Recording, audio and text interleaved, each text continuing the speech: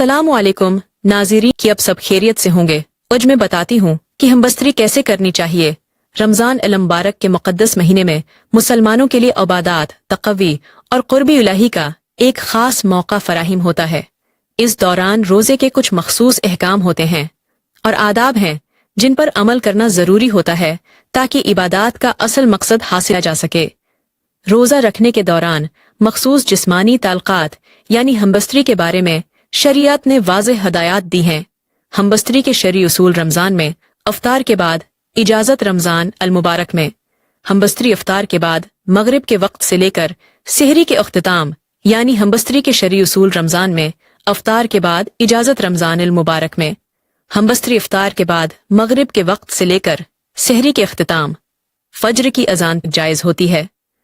उस वक्त में मियाँ बीवी एक दूसरे के साथ ताल्लुक़ कायम कर सकते हैं।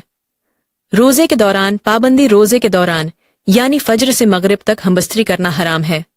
अगर कोई शख्स जानबूझकर रोज़े की हालत में ये अमल करे तो उस पर कुफारा लाजिम हो जाता है जो नहायत सख्त होता है। कुफारे के तौर पर एक मुसलमान को या तो मुसलसल 2 माह के रोज़े रखने होते हैं या फिर 60 मस्कीनों को खाना खिलाना होता है अगर वो रोज़े काबिल न हो। हमबस्तरी का सही तरीका: रमज़ान में इबादत की अहमियत का ख्याल रमज़ान की रातें इबादत और ज़िक्र व इज़कार के लिए मखसूस की जानी चाहें। ताहुम अगर मियाँ बीवी कुर्बत अख्तियार करना चाहें तो उसे जायज़ वक्त में करें। तहारत का एहतिमाम: हमबस्तरी के बाद गस्ल जनाबत करना फ़र्ज़ है ताकि तहारत की हालत में नमाज पढ़ी जा सके। अगर ये अमल सहरी के करीब हो जाए तो फज्र की नमाज से पहले लाजमी गस्ल कर लिया जाए। आतदाल: रमज़ान में जिस्मानी ख्वाहिशात पर काबू पाना एक अहम सबक है।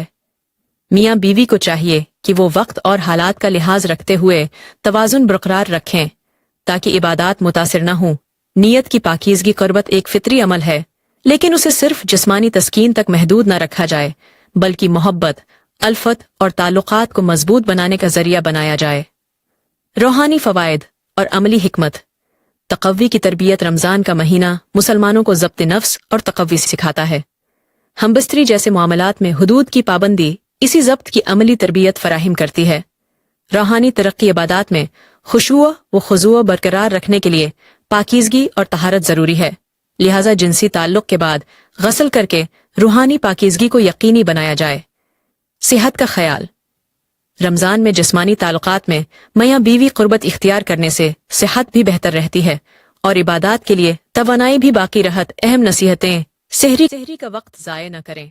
अगर मियाँ बीवी कुर्बत इख्तियार करें तो ये अमल सहरी के वक्त के करीब न हो ताकि इबादत के लिए वक्त मिल सके। नमाज की पाबंदी: जनाबत की हालत में नमाज छोड़ने की इजाज़त नहीं, इसलिए गस्ल को मुअख्खर करने के बजाय फौरी तौर पर पाकी हासिल करें। दिलजोई: रमज़ान में मियाँ बीवी को एक दूसरे का ख्याल रखते हुए रूहानी फजीलत हासिल करने की कोशिश करनी चाहिए। इज़्दवाजी ताल्लुकात सिर्फ जिस्मानी तस्कीन नहीं बल्कि मोहब्बत, एहतिराम